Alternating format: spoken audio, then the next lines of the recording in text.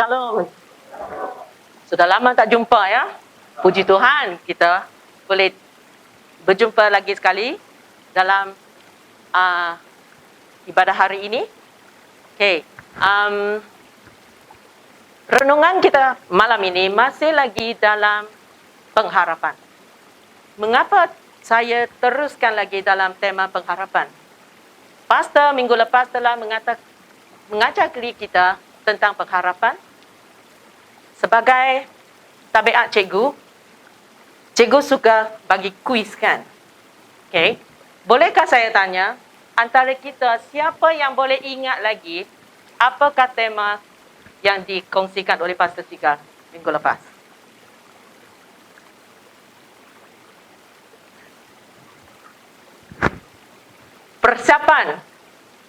Persiapan untuk menerima pengharapan dalam Tuhan. Dan juga saya rasa firman Tuhan yang disampaikan oleh Pastor Sigal minggu lepas begitu tepat pada waktunya. Bukan sahaja untuk jemaat-jemaat, tetapi untuk diri saya sendiri. Firman yang dikatakan, yang Pastor bagikan, yang mengajari kita, diambil daripada Amsal pasal 3. Dan keempat-empat persiapan yang Pastor sarankan kepada kita semua untuk menerima pengharapan. Saya terus hafal dia. Macam hafal formula. Untuk maths ke, physics ke, kimia ke. Sebab waktunya begitu tepat sekali dan waktu itu memang itulah yang saya perlu sangat. Biar saya memberitahu kepada kita semua apa yang menyambut saya tahun 2022. Kita tahu semua di Malaysia dan di merata tempat banjir menyambut banyak keluarga. Tapi untuk diri saya, sesuatu yang langsung saya tidak sangka. Dan perkara itu langsung doktor pun tidak sangka. Dan apakah perkara itu? Perkara itu terus begitu mengancam damai sejahtera dalam hati saya. Kita baru saja bergembira lepas Christmas, bergembira lepas tahun baru, dan tiba-tiba masuk saja tahun 2022, dapat laporan medical check-up saya. Dia seandaikan macam bom yang jatuh di atas riba saya. Sehingga doktor pun tanya, kenapa boleh dapat macam ini? Hidup saya sepanjang ini, kesihatan saya tidak berasa saya sakit. Tidak ada simptom-simptom yang mengatakan kesemua laporan itu. Biar saya nyatakan apakah yang dinyatakan dalam laporan medical saya. Yang pertama, saya ada hypothyroidism. Nombor 2, kidney saya, buah pinggang saya berfungsi pada tahap yang rendah. Yang ketiga, liver saya, hati saya. Yang membingungkan ialah saya orang yang alergik kepada alkohol. Sesungguhnya cuma ketika jamuan kudus, baru saya minum sedikit wine. Tetapi masa-masa lain terus saya tidak menjamak alkohol langsung. Tetapi mengikut laporan itu menyatakan liver saya berfungsi di tahap rendah. Dan belum lagi berhenti di sana. Pada keesokannya, tiba-tiba saya berasa payudara saya ada sesuatu yang berasa bengkak. Kalau kita semua ibu-ibu dan sister-sister kita tahu, apakah perasaan kita bila kita mendapat perkara macam ini. Bila saya pergi jumpa dengan doktor, baru 1 hari lepas medical doctor, doktor itu pun berasa pelik. Tetapi doktor itu kata, kita kena bertindak cepat dan limpa saya ternyata sudah bengkak. Dan ada 2 limpa sudah bengkak. Dan dekat payudara saya di sebelah kiri ada kesan bengkak. Dan doktor kata, kita ambil tindakan secepat mungkin. Dan terus dia kata, kita buatkan lagi ultrasound. Sebab saya kata, baru sahaja saya buat ultrasound. Baru saya buat x-ray. Semua keluar sehat-sehat sahaja. Tetapi tiba-tiba kenapa dalam masa yang begitu singkat, tiba-tiba keadaan ini berlaku.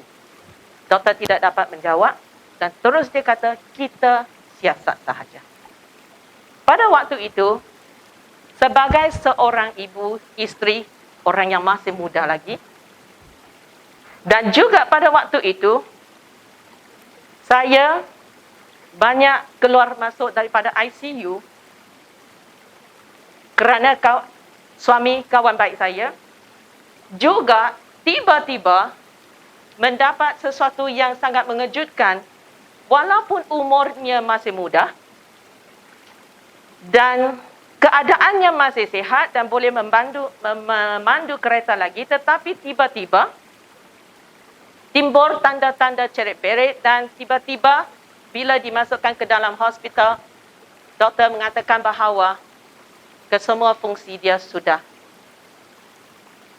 gagal.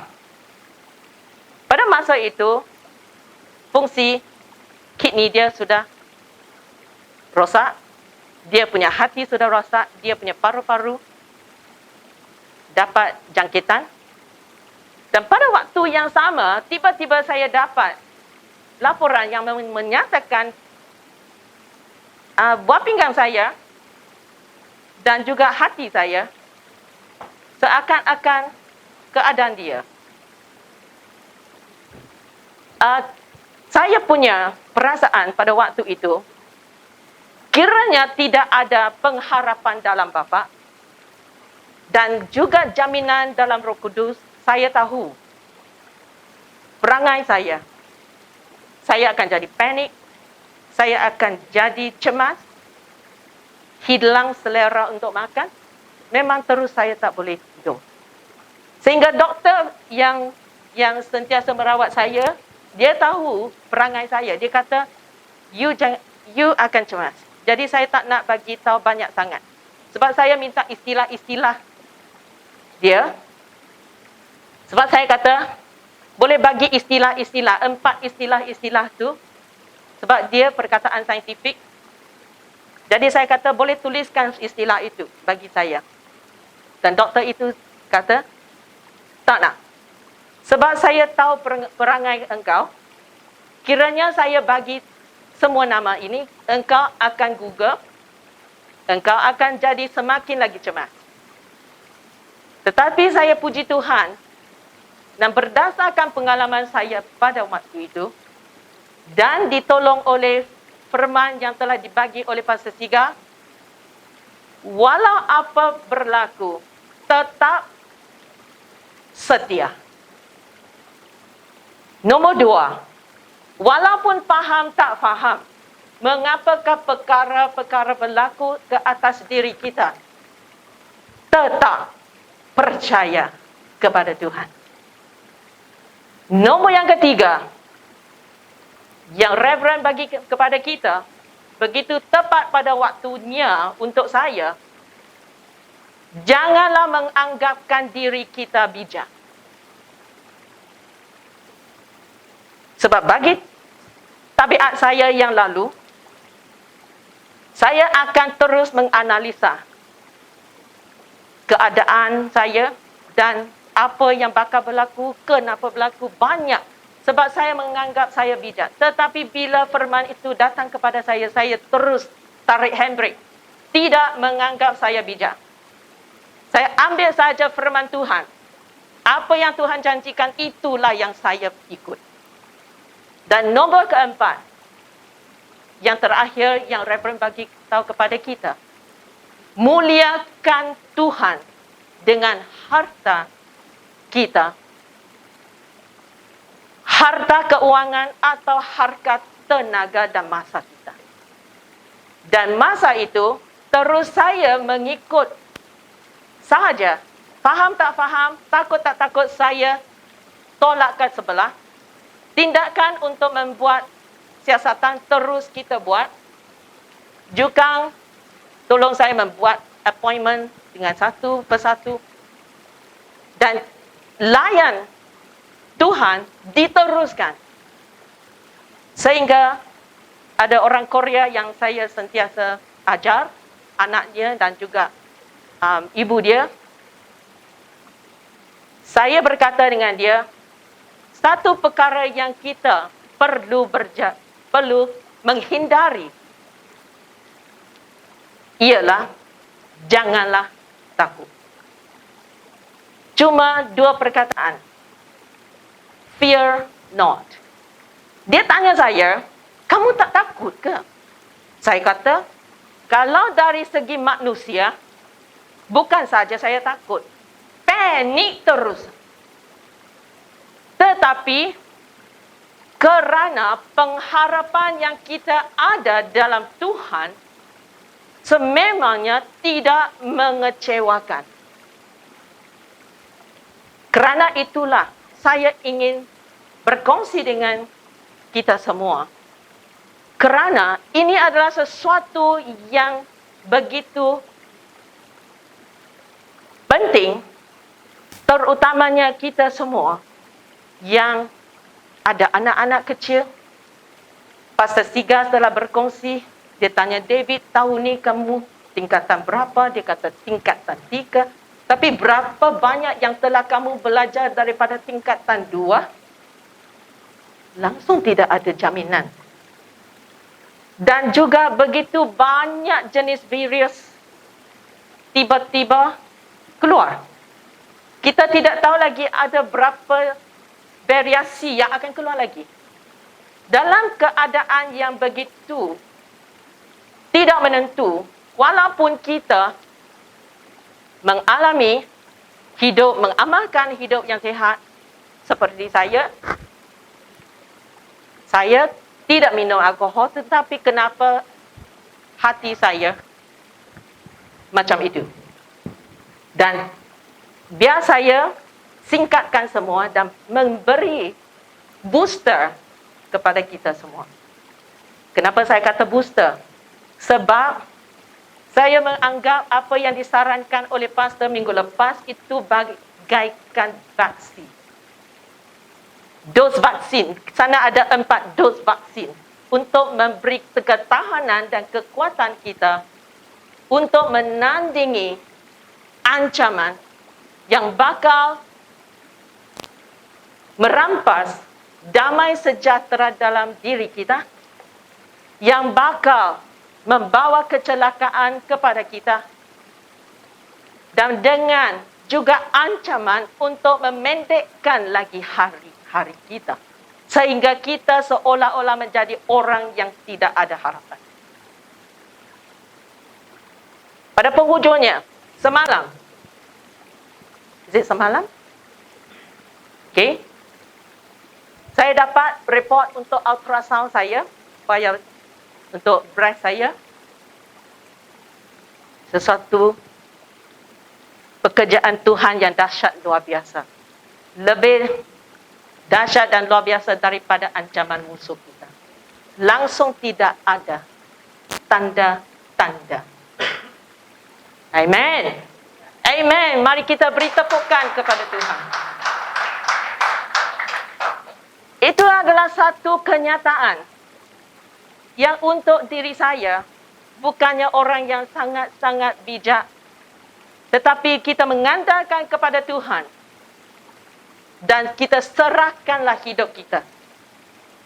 Nombor 1, mari kita buat ulang kaji. Nombor 1, dan Kita semua berulang sama-sama ya. Itu 4 dos vaksin. Okey?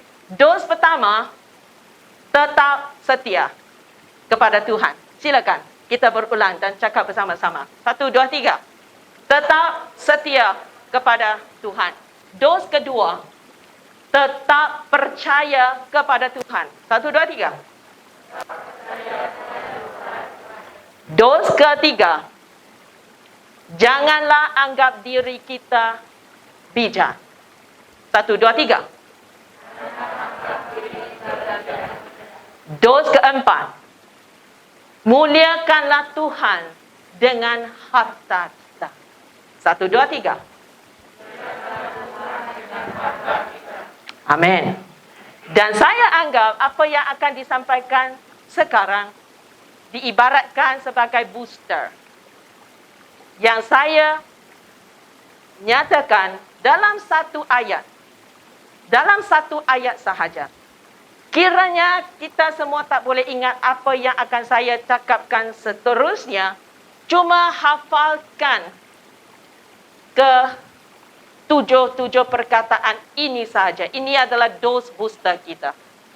Pengharapan tidak mengecewakan kerana saya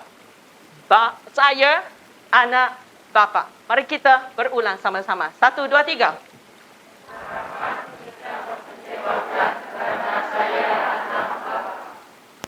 Boleh tak kita tekankan dengan keyakinan di bahagian depan? 1, 2, 3. Pengharapan tidak mengecewakan kerana saya anak bapa. Kita berulang lagi sekali untuk menekankan di bahagian yang di bawah.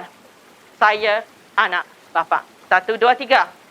Pengharapan tidak mengecewakan kerana. Ulang lagi sekali. 1, 2, 3. Saya anak bapa. 1, 2, 3. Saya anak bapa. Itu adalah kunci supaya kita dapat mengharungi keadaan-keadaan yang tidak menentu dan juga keadaan-keadaan yang secara logiknya memang akan mengancam damai sejahtera kita, kesihatan kita, kesihatan keluarga kita, pelajaran anak-anak kita dan juga peluang-peluang pekerjaan. Mari kita teruskan. Kita akan baca 2 ayat kunci, iaitu Yeremia 29 ayat 11 dan juga ayat yang kedua dipetik daripada Roma pasal 5 ayat 5. Okey. Ayat yang pertama, Bapa berbicara kepada kita, itulah hati Dia untuk diri kita. Itulah hati Dia untuk diri kita. Dan ayat kedua adalah jaminan Bapa berikan kepada kita mengapa pengharapan tidak mengecewakan. Dan sebagai cikgu, biar saya berikan cara-cara untuk senang mengingati. Memang kerja cikgu adalah selepas kita bagi formula penerangan, satu peranan yang sangat penting adalah memberikan cara-cara untuk mengingati dia. Okey. Biar kita tengok 2911. 2911. Dan Tuhan Bapa mengatakan, biarlah ada 2 kali lipat 911 yang menggugat hidup kamu. Hati saya telah dijaminkan demi damai sejahtera engkau. Seperti yang dikatakan oleh Ayub dalam pasal 15. Let it come to me what may. Datanglah kepada saya apa jua. Datanglah kepada saya apa jua. Kerana Ayub dia sudah mengenali Tuhan dan dia sedar bahawa dia adalah anak bapa. Maka dia kata, datanglah apa jua. Mari kita bacakan isi hati Bapa. Yeremia 29 ayat 11. Kita baca sama-sama ya. 1, 2, kita. 3. Sebab aku ini mengetahui rancangan-rancangan apa yang ada padaku mengenai kamu. Demikianlah firman Tuhan, yaitu rancangan damai sejahtera dan bukan rancangan kecelakaan, untuk memberikan kepadamu hari depan yang penuh harapan. Biar kita baca sekali lagi dan menekankan 4 dos booster yang datang terus daripada hati Bapa kepada kita semua. Dos booster yang pertama, damai sejahtera. Yang booster kedua, bukan kecelakaan. Yang ketiga, ada hari depan. Bukan sahaja ada hari depan, tetapi ada hari depan yang penuh harapan. Biar kita baca. 1, 2, 3. Sebab aku ini mengetahui rancangan-rancangan apa yang ada padaku mengenai kamu. Demikianlah firman Tuhan, yaitu rancangan damai sejahtera dan bukan rancangan kecelakaan, untuk memberikan kepadamu hari depan yang penuh harapan. Baru 2 hari yang lepas, kalau kita ada baca surat khabar, secara misteri, seorang anak muda baharu 19 tahun dijumpai berlumuran darah dan mati di tepi jalan. Perkara inilah yang sangat-sangat mengancami damai sejahtera kita. Kecelakaan ini adalah sesuatu perkara yang begitu real. Dia adalah seorang pelajar college. Mengapa dia boleh dijumpai mati di tepi jalan? Tidak ada orang tahu. Walaupun tubuh dia masih sehat, saya tengok gambar dia, terus sakit menyayat hati saya. Saya doa untuk dia dan juga untuk ibu bapa dia. Langsung saya percaya, langsung orang muda itu tidak tahu bahawa dia tidak ada lagi hari hadapan. Dan saya juga percaya, kali yang terakhir bila ibu bapa dia menghantar dia kepada college, langsung mereka tidak akan terpintas dalam fikiran mereka bahawa anaknya tidak ada lagi hari depan yang menjangkau umur 20. Itulah perkara yang begitu nyata, dan saya tidak menggalakkan kita semua meniadakan atau menafikan realiti kerja-kerja iblis atau kerja-kerja apapun, kita tidak tahu. Tetapi kenyataan yang Yesus Kristus nyatakan kepada kita, yang dalam Yohanes 10 pasal 10 ayat 10 yang mengatakan, pencuri datang untuk mencuri. Dalam bahasa apa yang dia kata? Dalam bahasa Inggeris dia kata, the thief come to steal, curi, kill, membunuh, dan destroy. Bukan sahaja membunuh, tetapi sehingga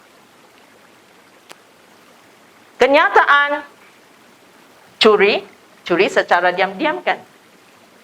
Kill memang terus tindakan secara langsung, dan bukan sahaja membunuh tetapi menghancurkan. Itu adalah kenyataan kerja-kerja iblis iaitu pencuri-pencuri hidup kita. Saya katakan kepada sister saya Connie, saya kata saya tidak happy. Saya tahu dia telah memang trauma. Sebab saya dalam pandangan kita, kita tahu ini adalah kerja-kerja pencuri hidup. Ya tahu pencuri-pencuri nyawa. Pencuri-pencuri atau perompak-perompak untuk menghancurkan damai sejahtera rumah tangga dan keluarga. Ini tetapi hati Bapa telah mengatakan kepada kita semua, saya mengetahui rancangan-rancangan apa yang ada padaku mengenai siapa? Kamu. Bolehkah kita masukkan nama kita sendiri dalam tempat kamu itu? Saya akan bacakan yang lain dan kita semua masukkan nama masing-masing di tempat sini. Okey, 1, 2, 3. Sebab aku mengetahui rancangan-rancangan apa yang ada padaku mengenai Tabitha. Demikianlah firman Tuhan, iaitu rancangan damai sejahtera, bukan rancangan kecelakaan, untuk memberikan kepadamu hari depan yang penuh harapan. Itu adalah hati Bapa. Kita teruskan kepada bacaan pembicaraan Bapa kepada kita bahawa pengharapannya yang dia sediakan tidak mengecewakan kerana ada jaminan dia. Dia ada guarantee card. Okey, dia ada jaminan. Mari kita baca sama-sama daripada Roma 5 pasal 5. Sekali lagi, nombor yang sangat senang untuk mengingati kan? 5. Ayat yang tadi 2,911. Ayat ini 5. Okey, mari kita baca. 1, 2, 3. Dan pengharapan tidak mengecewakan kerana kasih Allah telah dicurahkan di dalam hati kita oleh Roh Kudus yang telah dikaruniakan kepada kita. Ayat ini sangat panjang kerana garanti kita semua pernah tengok surat garanti kita memang panjang kan. Saya rasa cuma Brother Kaipeng yang suka baca surat-surat macam itu kan. Okey, dengan Sister Joyce. Okey, tetapi biar saya pecahkan ayat ini kepada 3 ayat yang lebih singkat. Mungkin kita boleh bernafas sikit ya. Okey, selain daripada 2 saudara kita ni lah. Okey, 1, 2, 3 yang kuning. Dan pengharapan tidak mengecewakan yang biru kerana kasih Allah telah dicurahkan di dalam hati kita yang ungu oleh Roh Kudus yang telah dikaruniakan kepada kita. Dan ketiga-tiga ini adalah jaminan yang Tuhan telah memberikan kepada kita bahawa pengharapan dia tidak mengecewakan, bukan adalah sesuatu cakap kosong. Tetapi dia ada scientific approach dia. Pendekatan saintifik. Dia ada jalan mengikut jalan sah. Okey? Kalau kita, saudara Kaipeng atau Sister Joyce kita tahu, walaupun bagaimana saya sayang kepada anak saya, tetapi harta benda saya tidak, kalau saya mati, saya tak boleh terus kuasa kepada anak saya kan. Kecuali saya mesti ada wasiat. Okey? Jadi Tuhan memang ada pendekatan yang legal untuk menjamin pengharapan yang dia berikan kepada kita. Tetapi kita tidak akan masuk secara terperinci, kita simpan untuk masa lain. Okey? Jadi, saya akan sampaikan dengan ayat ini, pengharapan tidak mengecewakan kerana saya anak bapa. Saya akan ambil kita satu persatu untuk memahami mengapa tema ini adalah satu ayat yang kita perlu sentiasa ingat. Dan tidak kira apa yang kita hadapi, ingat sahaja singkatan ini. Pengharapan. Sesungguhnya ada dua jenis pengharapan. Dalam tulisan Yeremia juga, ayat 5 dan ke-6 menyatakan pengharapan jenis pertama, yaitu pengharapan duniawi. Mari kita baca. Beginilah firman Tuhan. Terkutuklah orang yang mengandalkan manusia, yang mengandalkan kekuatannya sendiri, dan yang hatinya menjauh dari Tuhan. Ia akan seperti semak bulus di padang belantara. Ia tidak akan mengalami datangnya keadaan baik. Ia akan tinggal di tanah anggus, di padang gurun, di negeri padang asin yang tidak berpenduduk. Ini adalah pengharapan jenis pertama, yaitu pengharapan duniawi yang mengandalkan manusia dan juga mengandalkan kebijaksanaan manusia. Kan vaksin yang Reverend bagi kita, yang dos ketiga, janganlah menganggap kita bijak. Dan kita baca ayat 7 dan 8 menggambarkan pengharapan jenis yang kedua yang saya sebut pengharapan kekal, pengharapan tidak mengecewakan. 1, 2, 3. Diberkatilah orang yang mengandalkan Tuhan, yang menaruh harapannya kepada Tuhan. Ia akan seperti pohon yang ditanam di tepi air, yang merambatkan akar-akarnya ke tepi batang air, dan yang tidak mengalami datangnya panas terik, yang daunnya tetap hijau, yang tidak khawatir dalam tahun kering, dan yang tidak berhenti menghasilkan buah. Kalau kita ikuti laporan ekonomi, pasti kita sudah tahu bahawa banyak pakar-pakar keuangan dan ekonomi telah mengatakan bahawa inflasi akan semakin meningkat. Dan keadaan politik kita semua nampak macam tidak ada penghujungnya kepada saling tuduh-menuduhi. Selagi saya boleh ingat, kalau tidak silap saya, jarang saya mendengar di mana menteri-menteri duduk bersama-sama atau bekerja satu sama lain untuk membawa peningkatan ekonomi atau kesejahteraan kepada rakyat. Kalau saya tak silap. Tetapi hampir setiap kali kita nampak dan dengar bahawa saling tuduh menuduhi satu sama lain. Keadaan itu yang Tuhan katakan,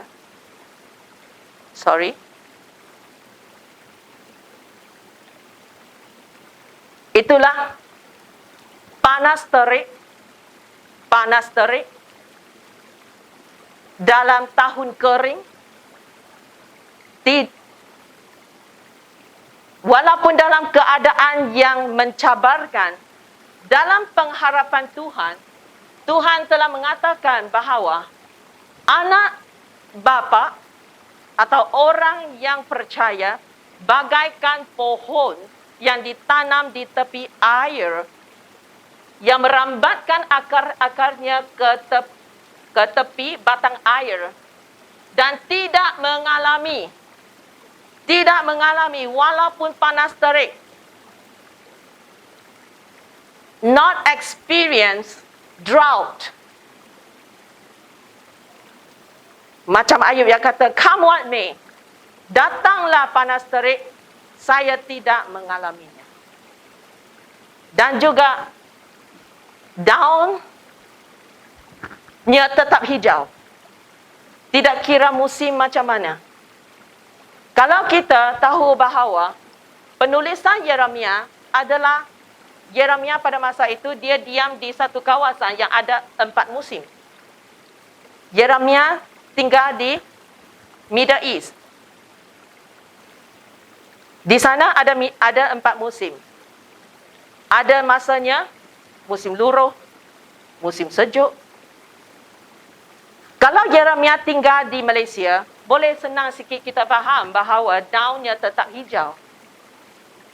Tetapi Yeremia tinggal di negara yang ada 4 musim dan mengatakan bahawa daunnya tetap hijau. Tidak kira musim apapun. Dan juga tidak khawatir pada tahun kering. Dan tidak berhenti menghasilkan buah. Apakah itu adalah idaman kita? Amin. Okey, mari kita teruskan dan saya singkatkan kepada yang di sebelah kanan adalah yang Yeremia katakan orang yang mengandalkan Tuhan. Pohon yang ditanam di tepi air. Yang di sebelah kiri adalah orang yang mengandalkan manusia dan mengandalkan kekuatannya. Bagaikan semak bulus di padang belantara. Dan saya singkatkan lagi penulisan itu kepada 2 perkataan dan 2 gambar supaya senang kita mengingati dia. Di sebelah kanan, pengharapan Tuhan. Yang sepertinya anak-anak bapa semua bagaikan pohon. Tidak kira musim apa, tetapi daunnya tetap hijau.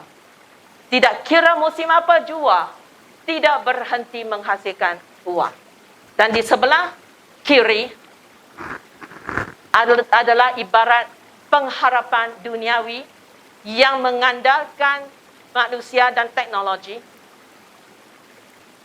yang mengandalkan kebijaksanaan sendiri. Setiap kali saya ambil vaksin, saya ambil booster. Tetapi saya kata saya ambil vaksin kerana saya taat kepada SOP dan juga taat kepada Tuhan untuk melakukan perkara yang sewajarnya. Tetapi perlindungan saya sesungguhnya hanya datang daripada Tuhan. Dan kita teruskan bahawa pengharapan Tuhan juga kita boleh panggil pengharapan Bapa. Dan pengharapan duniawi boleh juga kita katakan sebagai pengharapan manusia. Dan pengharapan Bapa, apakah maksudnya yang begitu menggalak kita dan membangunkan iman kita? Saya nak kita tengok di sana ada 3 perkara saya singkatkan. Dan ketiga-tiga kenyataan itu ada perkataan telah. 1, pengharapan Bapa kerana Bapa telah ada. Saya salah tempat ya. Okey. Bapa telah ada sebelum anak ada. Bapa telah ada sebelum anak ada. Yang ambil nota tolong terbalikkan ayat perkataan itu ya. Kita tidak perlu pelajaran sains untuk memahami kan. Mesti Reverend ada dulu sebelum ketiga-tiga si comel ini ada. Betul tak? Dan lagi saya nak tanya. Kira-kira jikanya kita hendak belikan kereta atau phone, bagi saya, orang yang kiasu-kiasi, kalau saya nak beli sesuatu barang, saya nak pastikan memang garanti dia ada sebelum saya beli dia. Saya juga nak pastikan ada service center dia sebelum saya beli dia. Itulah ibaratnya bahawa pengharapan dalam Bapa adalah Tuhan menjanjikan dia bahawa sebelum lagi David dilahirkan, bapaknya telah fikirkan semua perkara yang harus dia lakukan dan sediakan. Betul tak?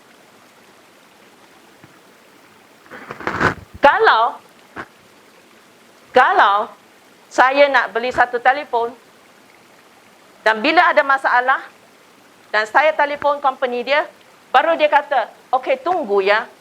Baru sekarang kita nak buat siasatan. Kita nak buat cari cara penyelesaian dan membaiki dia. Maukah kita membeli telefon yang macam itu? Tidak kan? Kita nak beli sesuatu yang sebelum kita ada, punca dia sudah ada. Kan? Yang perkara kedua, hati bapa telah ditetapkan. Hati bapa telah ditetapkan.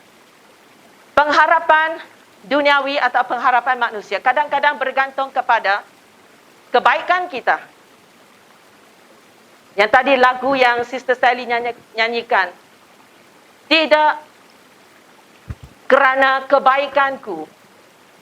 Bapa yang kekal tidak memberkati saya kerana kebaikan aku, tetapi kerana Bapa baik. Amin. Kita menerima pengharapan bukan kerana saya baik, tetapi Bapa baik. Iaitu sebelum lagi David pergi ke sekolah, dapat 9A dalam SPM. Sebelum lagi dia pergi ke sekolah, bapa dia telah merancangkan rancangan yang membawa damai sejahtera kepada David. Merancangkan perkara-perkara untuk David tidak ditimpa kecelakaan. Memberikan David hari depan yang penuh harapan. Dan juga yang keempat, rancangan bapa bukan sahaja telah ditetapkan, bukan sahaja bapa sudah ada sebelum kita dilahirkan, tetapi rancangan bapa telah dilaksanakan. Ada 3 tempat kita boleh tengok bahawa di atas kayu salib Tuhan Yesus katakan telah selesai. Pada itu adalah tahun lebih kurang tahun ke-30-an lepas Masehi. Tetapi dalam Wahyu pasal 13 telah mengatakan bahawa sebelumnya dunia terjadi, domba Tuhan telah disembelih. Sebelum dunia terjadi atau sebelumnya kita ada, sebelumnya permulaan zaman, pekerjaan atau rancangan bapa telah dilaksanakan. Kalau saya nak beli kereta, saya nak beli sebuah kereta yang cara-cara membaiki atau spare part dia memang sudah ada. Itu adalah keputusan yang bijak. Kan? Maka pengharapan bapa, orang yang percaya bagaikan orang yang hidup sebagai anak bapa. Dan orang yang hidup mengandalkan manusia dan mengikut cara-cara dunia bagaikan anak yatim. Dan saya,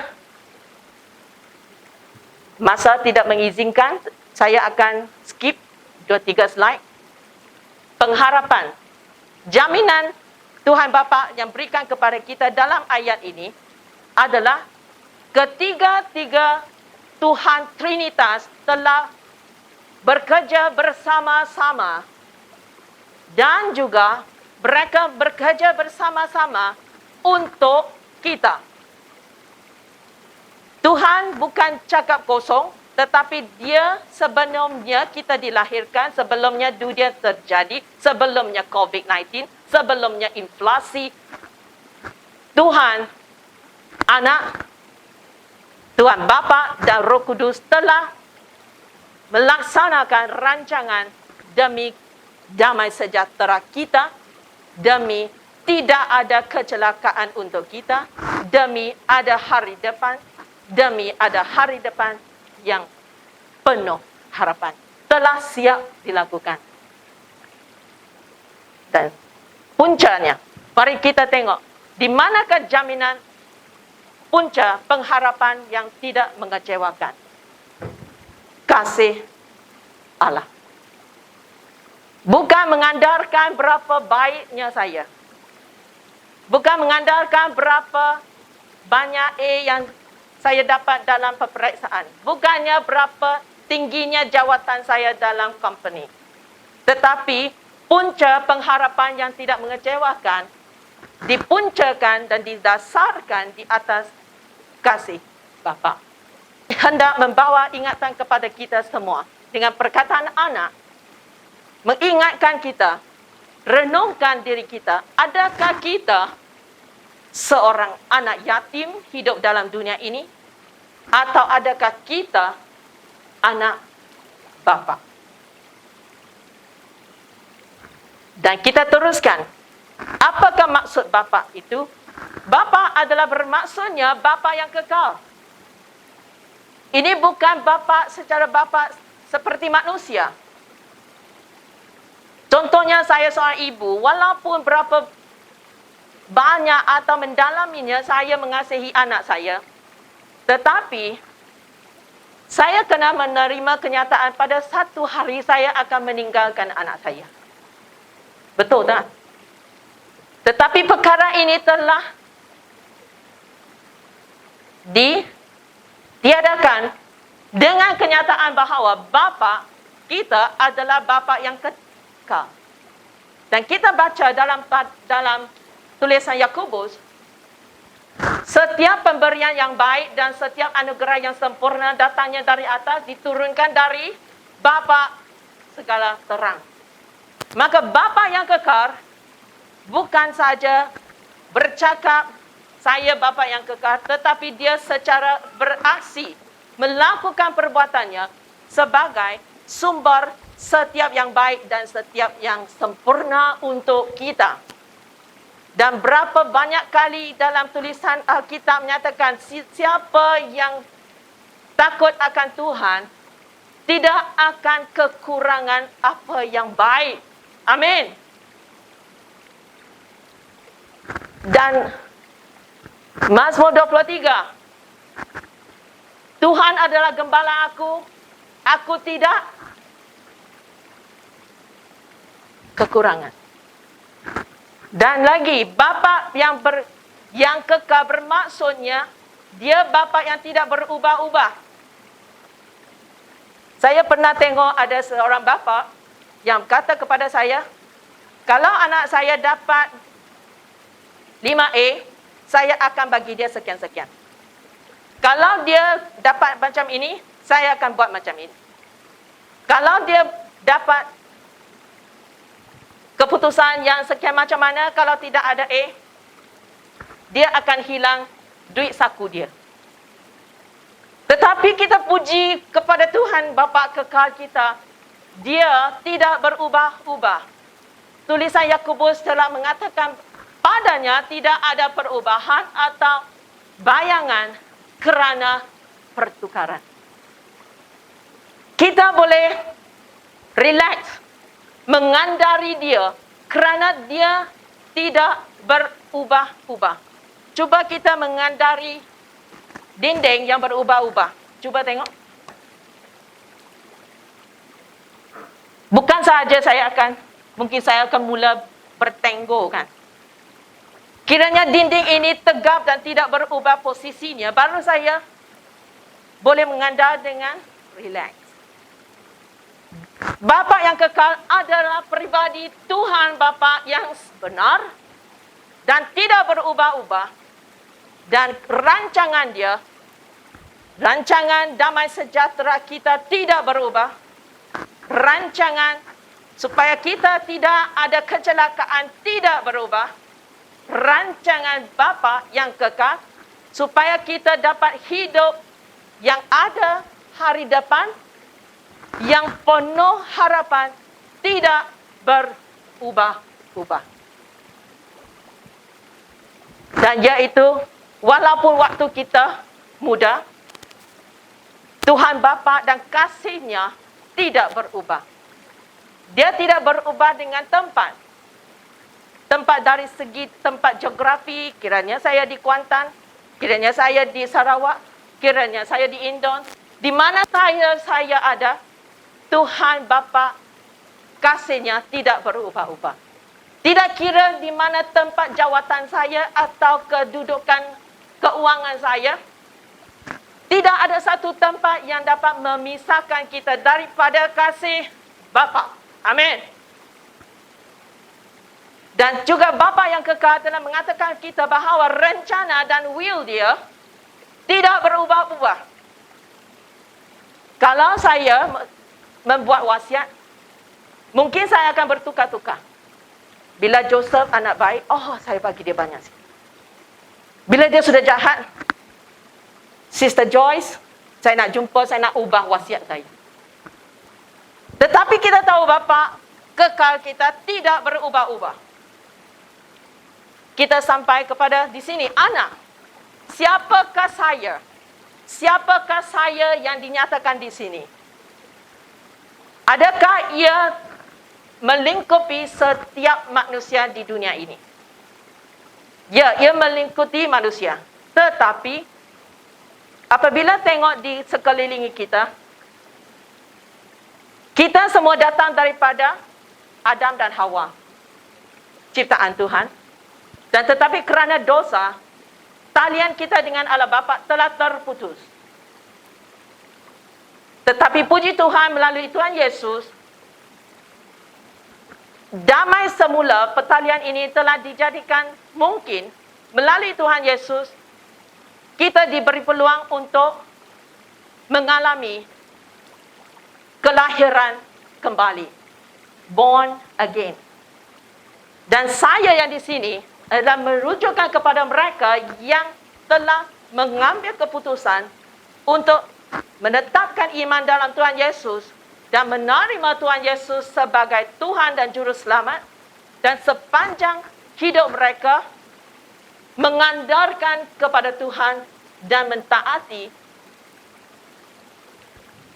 bicara dan firman-firman Tuhan. Dan Tuhan Yesus telah berkata bahawa sesungguhnya jika seorang tidak dilahirkan kembali, ia tidak akan dapat melihat kerajaan Allah.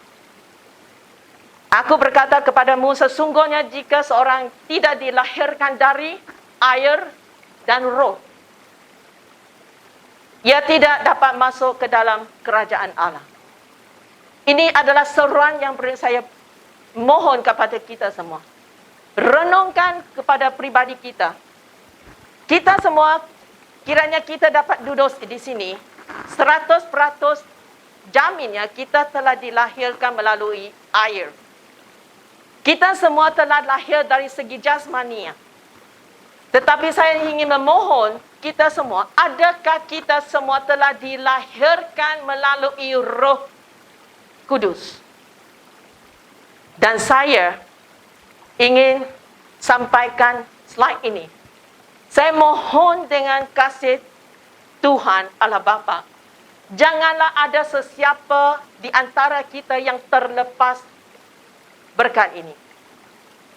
Saya ingin memohon kiranya ada di antara kita yang malam ini kiranya telah terdengar firman Tuhan menyeru engkau untuk berpaling dan bertaubat daripada hidup yang mengandalkan manusia, yang telah sedari bahawa selama ini saya hidup sebagai semak bulus di padang belantara, tetapi malam ini saya ingin menerima kasih karunia Tuhan agar saya nak terima Yesus Kristus.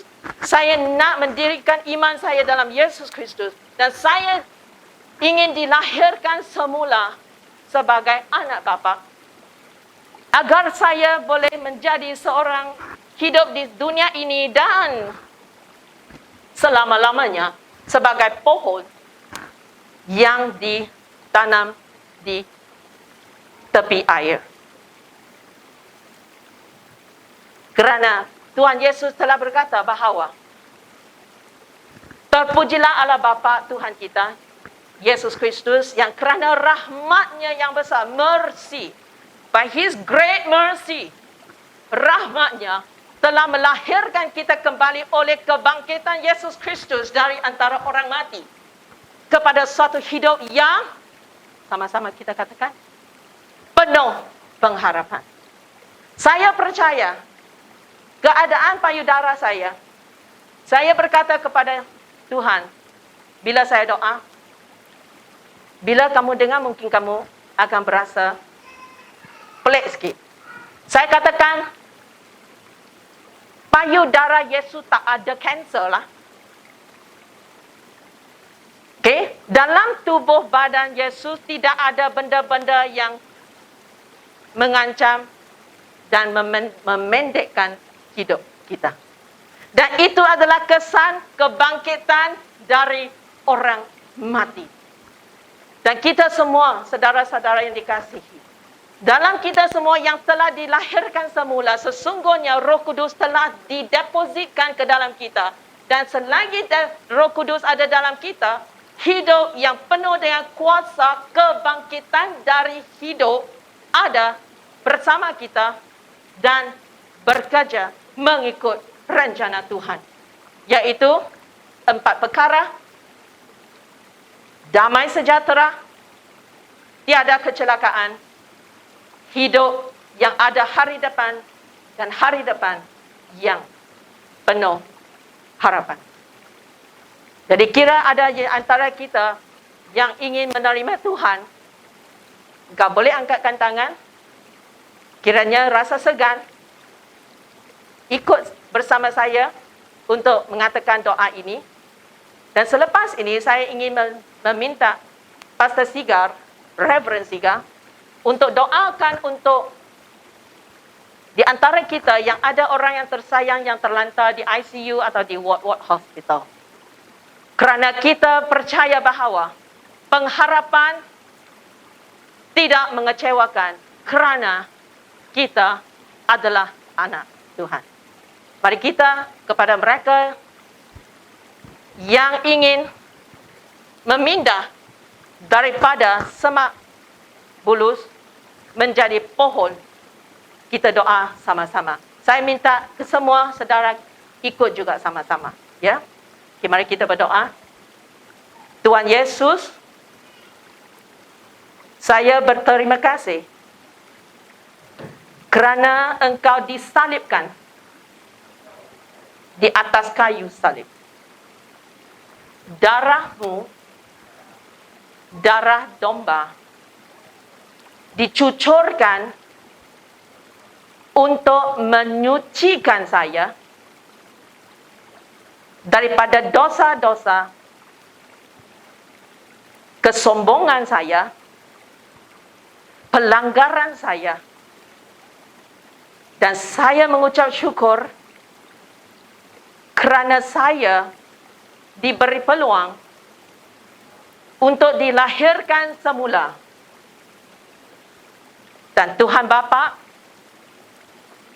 saya berterima kasih. Engkau lahirkan saya dalam roh dan Roh Kudus bersama dengan kuasa kebangkitan dari antara orang mati ada deposit dalam saya. Terima kasih Bapa, Anak dan Roh Kudus. Saya sekarang sah dan tetap seorang anak Bapa. Bapa yang kekal. Amin. Okay, itulah firman untuk malam ini.